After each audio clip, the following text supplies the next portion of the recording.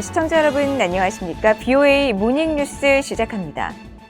국제원자력기구 IAEA 사무총장이 북한의 핵 문제를 해결되지 않은 집단적 실패 사례로 규정했습니다. 북한이 여전히 7차 핵실험을 준비하고 있으며 언제든지 실험이 가능하다는 입장도 재확인했습니다. 첫 소식 조상진 기자가 보도합니다. 라파엘 그로시 국제원자력기구 IAEA 사무총장은 5일 호주 국립대에서 열린 강연에서 북한의 핵 문제를 대표적인 미해결 사례로 평가했습니다. 특히 국제사회가 북한의 핵 포기를 대가로 많은 제안을 했지만 북한은 결국 핵실험을 감행했다면서 북한을 집단적 실패로 규정했습니다. One big collective failure was the DPRK, where up until 2006, North Korea did not have nuclear weapons, was approaching them, and a number of initiatives, including an agreed framework that was an incentive sort of deal that would give North Korea some things, including civilian nuclear reactors, in exchange for them dropping their weapons program. 그로시 사무총장은 이어 북한이 2006년 첫 핵실험을 감행한 이후 5차례 더 핵실험을 실시했다면서 위성사진 등을 통해 드러난 북한의 7차 핵실험 가능성에 우려를 표했습니다. In any case, what we see is through satellite imagery is that they are preparing for that. We will see when that happens. But in any case, it's a country that not so far away from you is developing a considerable nuclear arsenal. 그로시 사무총장은 이날 강연 직후 IAEA 홈페이지에 공개된 보도자료를 통해서도 북한의 핵 활동에 대한 IAEA의 대비 태세를 강조했습니다. 또 북한은 2006년 10월 첫 핵실험 이후 유엔의 제재를 받아왔고 IAEA는 지난 13년간 북한에 상주하지 못했다면서 북한은 핵무기 능력을 계속 확장해왔고 조만간 해결될 조짐도 보이지 않는다고 우려했습니다. 그러면서 IAEA는 국경 밖에서 북한의 행동을 지속적으로 관찰하고 있으며 가능하게 될 경우 북핵 프로그램 검증에서 다시 필수적인 역할을 할 수 있도록 강화된 준비 태세를 유지하고 있다고 강조했습니다. BOA 뉴스 조상진입니다. 한국 국가정보원이 전임 문재인 정부 시절 발생한 서해 공무원 피격 사건, 탈북어민 북송 사건과 관련해 박지원, 서훈 전 국정원장을 사법당국에 고발했습니다. 두 전직 원장이 관련 첩보를 무단 삭제하고 사건을 강제 종료했다고 밝혔는데 유엔 인권 전문가들은 앞서 이 사건들에 대한 문재인 전 정부의 조치에 우려를 지속해서 제기한 바 있습니다. 박동정 기자의 보도입니다. 한국 국가정보원은 6일 전임 문재인 정부 시절 국정원장을 지낸 박지원 전 원장을 직권남용 등 국가정보원법 위반과 공용전자기록 손상죄 등의 혐의로 검찰에 고발했다고 밝혔습니다. 국정원은 이날 언론에 배포한 입장문을 통해 자체 조사 결과 서해 공무원 피격 사건과 관련해 첩보 관련 보고서 등을 무단 삭제한 혐의 등으로 박지원 전 원장을 대검찰청에 고발했다고 설명했습니다. 국정원은 또 서훈 전 원장에 대해서도 탈북어민 강제 북송 사건과 관련해 당시 합동조사를 강제로 조기 종료시키는 등 직권남용과 허위 공문서 작성 혐의 등으로 고발했다고 밝혔습니다. 하지만 박 전 원장은 이날 한국연합뉴스에 국정원이 언급한 의혹에 대해 전혀 아는 바가 없다며 해당 의혹은 사실 무근이라고 반박했으며 서훈 전 원장은 6일 현재 입장을 밝히지 않고 있습니다.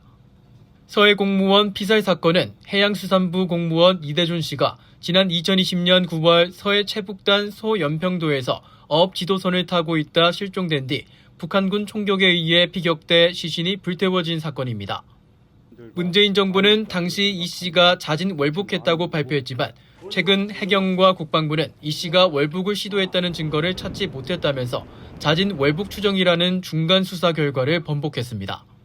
또 탈북어민 강제 북송 사건은 지난 2019년 11월 북한 선원 2명이 탈북해 망명 의사를 밝힌 데 대해 당시 문재인 정부가 판문점을 통해 이들을 북한으로 추방한 사건으로 통상 한 달 이상 걸리는 탈북민 합동조사를 사나흘 만에 끝낸 뒤 동료 선원들을 살해한 흉악범이란 이유를 들어 바로 북송에 논란이 됐었습니다. 유엔의 여러 특별보고관 등 국제인권 전문가들도 당시 문재인 정부의 조치에 경악한다며 우려를 나타냈는데 토마스 오헤아 퀸터나 유엔 북한인권 특별보고관은 4일 VOA와의 인터뷰에서 거듭 이런 입장을 밝혔습니다. On this case, I have been also very clear. The authorities of the ROK who sent them back, I think that procedure was a wrong procedure, was a procedure that did not respect the principle of non-refoulement. They shouldn't have been sent back. They should have been subject to the ROK rule of law. First, I hope that it is very clear for future cases that this was the illegal procedure. 퀸터나 보고관은 또 이대준 씨 사건에 대해 유가족이 알 권리가 있고 이 사건에 책임이 있는 북한 정부가 정보를 제공해야 한다면서도 진상규명 과정이 정치화돼선 안 된다고 지적했습니다. 한편 한국국회 국민의힘 이대준 씨 피격 사건 진상조사 태스크포스는 6일 최종 브리핑에서 이 씨가 북한 내역에 생존해 있었던 당시 문재인 정부가 유족에게도 이 씨의 생존 사실을 숨겼던 것으로 드러났다며 이런 조직적 인권 침해를 유엔과 미국 의회 등 국제사회에 제기할 것이라고 밝혔습니다. BOE 뉴스 박동정입니다. 북한 지도부가 김정은 국무위원장의 이복형인 김정남 암살을 통해 해외에서 불법 무기 사용에 대한 의지를 보였으며 무분별한 핵과 미사일 역량 확장을 꾀하고 있다고 북대서양조약기구 나토가 지적했습니다. 나토는 최근 스페인 마드리드에서 열린 나토 정상회의에서 채택한 화학, 생물학, 방사능, 핵 방위 정책 설명서에서 김정남이 지난 2017년 말레이시아 공항에서 화학무기인 신경작용제 공격을 받아 사망한 것은 북한 정권이 해외에서 금지된 무기를 사용할 의지와 능력이 있음을 보여준다고 밝혔습니다. 또 북한은 유엔 안보리 결의를 위반해 핵무기와 미사일 역량을 지속적이고 무분별하게 확장하고 있다고 지적했습니다. 나토는 이번 정책 채택을 통해 군사적 또 비군사적 도구를 활용한 일관되고 지속적인 방식으로 글로벌 안보 환경을 위협하는 도전에 계속 대응해 나갈 것이라고 강조했습니다. 한국 국방부가 북한 정권의 핵과 미사일 위협에 대응하는 한국형 삼축 체계를 주도할 전략사령부 창설 계획을 밝혔습니다. 한국 국방부는 6일 윤석열 대통령이 주재한 전군 주요지휘관 회의에서 2024년을 목표로 전략사령부를 단계적으로 창설해 한국형 삼축 체계의 효과적인 지휘 통제와 체계적인 전력 발전을 주도하도록 할 계획이라고 보고했습니다. 전략사령부는 북한의 미사일을 탐지하고 추적해 타격하는 킬체인과 한국형 미사일 방어, 대량 응징 보복 등 삼축 체계의 핵심인 정찰 위성과 장거리 공대지 유도탄, 확장형 패트리엇 미사일, 현무 계열 각종 탄도미사일, F-35A 스텔스 전투기 등을 지휘할 것으로 알려졌습니다.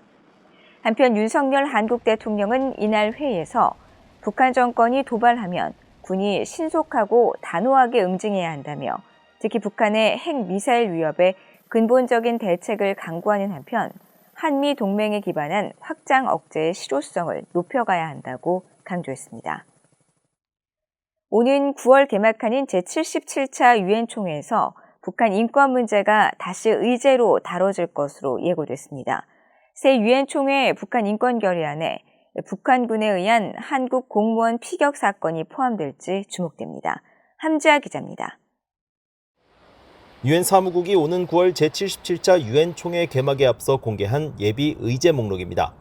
이 목록에서 유엔 총회는 제77차 회기에서 북한의 인권 상황에 대한 조사를 계속해 나가기로 결정했으며 이런 관점에서 유엔 사무총장이 북한의 인권 상황에 대한 포괄적인 보고서를 제출할 것을 요구했다고 밝혔습니다. 이어 북한 인권 특별보고관도 계속 조사 결과와 권고안을 보고할 것과 유엔의 북한 인권 조사위원회 COI에 대한 후속 보고서를 요구하고 지난해 12월 본회의에서 채택된 북한 인권 결의를 참고 문건으로 첨부했습니다. 이에 따라 77차 유엔 총회는 지난해에 이어 올해도 북한 인권 상황을 논의하고 북한 인권 결의안도 채택할 것으로 예상됩니다. 지난해 북한 인권 결의안에는 북한에 남겨진 한국전쟁 국군 포로와 그 후손들이 겪는 인권 침해 문제가 처음으로 포함돼 북한의 책임이 강조됐는데 올해 결의안에는 최근 논란이 되고 있는 북한군 총격으로 사망한 한국해양수산부 공무원 사건 내용이 담길지 주목됩니다. 앞서 한국국회 국민의힘의 해양수산부 공무원 피격 사건 진상조사 태스크포스는 오는 9월 유엔 총회를 방문해 이 사건이 북한 인권 결의안에 포함되도록 촉구할 방침이라고 밝힌 바 있습니다. 이런 가운데 유엔 안보리 7월 의장국을 맡은 브라질의 호나우두 코스타 필류 유엔 대사는 지난 1일 기자회견에서 북한의 도발에 대응한 안보리 회의 소집 가능성을 시사했습니다. Evidently, if something happens, as we have been seeing since the beginning of this year, very frequent meetings particularly on North Korea, then evidently we would have to convene a meeting if something warrants it. 필류 대사는 특히 북한이 7차 핵실험을 감행할 경우 어떤 대응에 나설 것이냐는 질문에 예측할 수는 없다면서도 북한이 안보리의 비확산 관련 결의를 위반할 때마다 브라질은 이를 명확히 규탄해왔으며 그런 입장은 분명하다고 밝혔습니다. BOE 뉴스 함지아입니다.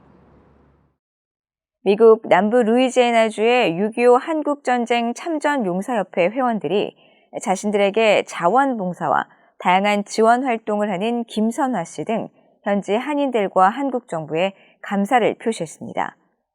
미국 육군으로 한국전쟁에 참전했던 플로이드 코데이드 전 중사 등 참전용사들은 5일 BOA에 김선화 씨와 아들이 현지 참전용사들을 위한 웹사이트를 개설해 자유를 수호한 참전용사들의 공헌을 전파하고 최근 자신들의 삶을 다룬 동영상을 제작했으며 현지 한인들은 해마다 기념 만찬을 베풀어주고 마스크와 음식도 제공하고 있다며 정말 고맙게 생각한다고 말했습니다.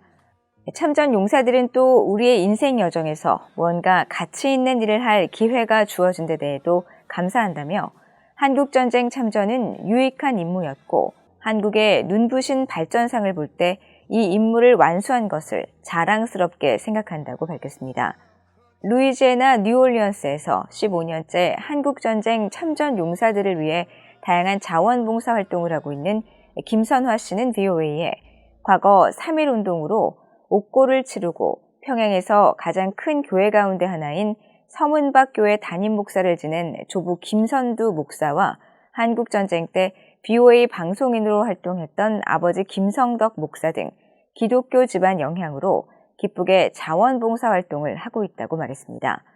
미국 한국전쟁 참전용사협회는 이날 BOA에 미국 내 참전용사들이 대부분 90살 안팎의 고령이라 하루가 다르게 규모가 줄고 있다며 이 단체 등록 회원을 기준으로 지난달 현재 생존해 있는 참전용사를 8,289명으로 파악하고 있다고 밝혔습니다. 이상으로 BOA 모닝뉴스를 모두 마칩니다. 시청해주신 여러분 고맙습니다.